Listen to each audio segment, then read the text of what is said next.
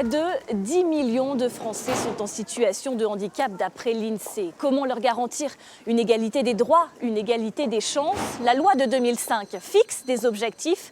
Les établissements recevant du public, par exemple, avaient 10 ans pour se rendre accessibles. Sauf qu'aujourd'hui, seuls 41% le sont. Alors nous avons voulu comprendre le quotidien des personnes en situation de handicap. Nous les avons suivis pour nous rendre compte des avancées, mais aussi de tout ce qu'il reste encore à faire. J'appelle chacun d'entre nous à intégrer la situation des personnes handicapées à l'occasion de chacune de ces décisions. Promesse de campagne du président Chirac, en février 2005, la loi handicap voit le jour. Prestation de compensation, égalité des chances, la loi pose également le principe d'accessibilité généralisée. Un délai de 10 ans est même fixé. Georgette habite Chalon-sur-Saône. Elle représente l'APF, l'Association des paralysés de France. Dans son fauteuil, aux côtés de son accompagnatrice, Georgette mesure au quotidien les avancées de la loi, mais certaines difficultés demeurent. En fait, cette passerelle a été, entre guillemets, réaménagée sans concertation avec nous. Donc, ça veut dire qu'elle n'est pas accessible pour nous-mêmes. Tu vois? Là, c'est bombé. Et là, c'est difficile pour moi. Tu vois, il y a une légère pente par là-bas. Donc, il faut compenser toujours. La ville de Chalon, le Grand Chalon, pour les arrêts de bus, ils ont fait des aménagements. Donc, on a demandé qu'il y ait une place qui indique bien que c'est accessible aux personnes à mobilité réduite. Voirie, logement ou encore ERP, établissement recevant du public, la loi a fait évoluer l'accessibilité. Au centre-ville de Chalon, c'est visible. La plupart des commerces sont accessibles aux fauteuils, même si souvent, il faut sonner. Bonjour madame. Vous êtes accompagné, vous n'avez pas besoin de moi? Si. Parfois, les personnes sont accompagnées, n'ont pas besoin de moi, juste que j'installe la rampe. Mais si quelqu'un a besoin de moi pour monter dans la boutique, c'est normal. Et puis après aussi de les aider à l'intérieur de la boutique. Mais pour Georgette, à Chalon, la difficulté majeure reste la gare SNCF. Ici, pour se rendre sur certains quais, il faut passer par le service Accès Plus. Une prise en charge réservable, 48 heures à l'avance. Tu ne peux pas décider du jour au lendemain de dire tiens, demain je vais à Paris, demain je vais à Lyon. Non, c'est pas possible. Il faut que tu sois une demi-heure avant dans la salle des pas perdus pour ensuite que quelqu'un t'accompagne 500 mètres au sud de la gare pour t'emmener directement au quai. Ça veut dire que dans l'immédiat, tant pour les parents avec l'enfant, que pour les fauteuils roulants, que pour les personnes âgées, que pour les gens avec de grosses valises, il faut descendre ce fichu escalier. L'accessibilité, un chantier colossal. En 2015, une nouvelle loi offre alors des délais supplémentaires et crée les SDAP ou ADAP, des agendas d'accessibilité programmés. Les gares se sont inscrites dans ces engagements. Il nous reste encore 13 gares, c'est d'ici 2025, dont la gare de Chalon. Le projet de Chalon, il est d'envergure. C'est un très beau projet qu'on est ravis de mener. C'est un projet d'accessibilité finalement globale de tout l'univers de la gare, avec même une accessibilité réfléchie au niveau du quartier.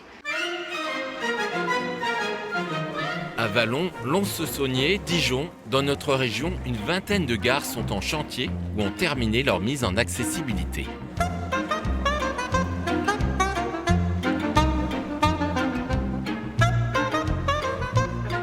Au total, pour la gare dijonnaise, la facture de l'accessibilité s'élève à près de 40 millions d'euros, financés par l'État, la région et la métropole. Une belle réalisation, mais selon Sylvie Vialet de l'APF, l'arbre cache la forêt des ERP qui, inscrit dans les agendas, déroge trop facilement à la loi. Ça a obligé les gens à programmer une accessibilité sur 3, voire jusqu'à 9 ans, mais il y a eu beaucoup de dérogations, de demander des dérogations parfois pas vraiment justifiées. Non, c'est pas positif du tout, parce qu'il y a toujours le coût financier qui est avancé. Donc on va voir 5 mises en accessibilité de 5 bâtiments Direction départementale des territoires de Côte d'Or. Ce service de l'État instruit les dossiers d'autorisation pour les installations ouvertes au public. Donc bâtiment entièrement neuf, avec vestiaire adapté, sanitaire adapté. Tous les agrès et tous les équipements sont accessibles pour tous les handicaps. Représentants d'associations et agents de la DDT composent cette sous-commission d'accessibilité. Elle examine les demandes et formule un avis. Donc on propose un avis favorable. Favorable, avec les prescriptions énoncées. Le préfet suit généralement cette décision collégiale, mais il reste du chemin. Sur les 12 000 ERP que compte la Côte d'Or, 2 000 ne se sont toujours pas manifestés. On va au-devant pour savoir, chez les plus gros gestionnaires de ces établissements, s'ils sont engagés dans la démarche. Sur les plus petits établissements, on n'a pas encore eu le temps, nous, de faire le tour de ces établissements-là. Je tiens à souligner l'importance... Pas de temps ou un manque de moyens qui sera peut-être comblé par le plan de relance. Outre les 4 milliards d'euros pour l'accessibilité du bâti, le gouvernement a annoncé le déploiement de jeunes en service civique sur tout le territoire. On va mettre en place 1000 ambassadeurs à travers toute la France pour accompagner les collectivités locales, notamment les communes ou les communautés de communes, pour faire en sorte de sensibiliser les personnes et d'accompagner les personnes vers une dynamique, on va dire, d'accessibilité. Dans la plupart des villes, les transports en commun ont pris en compte le handicap et parfois bien avant 2005. Facilité d'accès aux bus et aux trams ou encore service de prise en charge sur rendez-vous. Aïcha et Dominique sont non-voyantes. Comme leurs accompagnateurs, elles font partie de l'association Les Yeux en promenade. Déplacements en tramway ou à pied, ce matin-là, elles nous font partager leur quotidien. Dans les rues et les ERP, les équipements se sont multipliés. Bandes podotactiles en bordure de quai ou de trottoir, bandes de guidage ou encore le très précieux feu piéton sonore.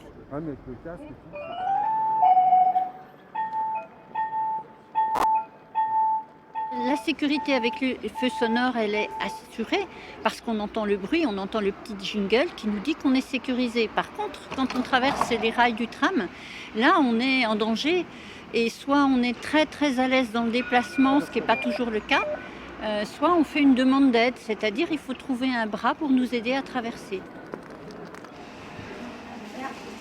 Monsieur, que puis-je pour vous? Madame, bonjour. Bonjour, j'aurais voulu un croissant nature et un croissant chocolat, s'il vous plaît. Alors, 2,10 € s'il vous plaît, madame. Je suis par ici. Par ici, c'est où? Ce sera sur votre droite. Sur ma droite, je suis Voilà. là. Là, vous êtes en face de moi. Parfait, là, c'est là. Avant, il y avait une certaine appréhension. Maintenant, on nous regarde, on s'adresse à nous, ce qui nous permet de nous d'exister et de montrer nos capacités en tant que personne. Il y a encore beaucoup à faire, par exemple dans les administrations, dans les commerces, des bornes qui nous permettent de nous débrouiller pour aller à une caisse, à une cabine d'essayage. Donc ça, c'est du concret. Autrement, de la bienveillance des personnes, c'est-à-dire savoir qu'on est en capacité de faire, que ce n'est pas notre accompagnateur, mais nous, on est en capacité. Laissez-nous faire et demandez si on a besoin d'aide. En moins de 20 ans, la société a appris à s'adapter aux personnes en situation de handicap. Mais il reste encore du chemin. Rendez-vous est donc pris en 2028, soit la fin des agendas programmés, pour dresser un bilan définitif de l'accessibilité. À moins que d'ici là, une nouvelle loi accorde de nouveaux délais.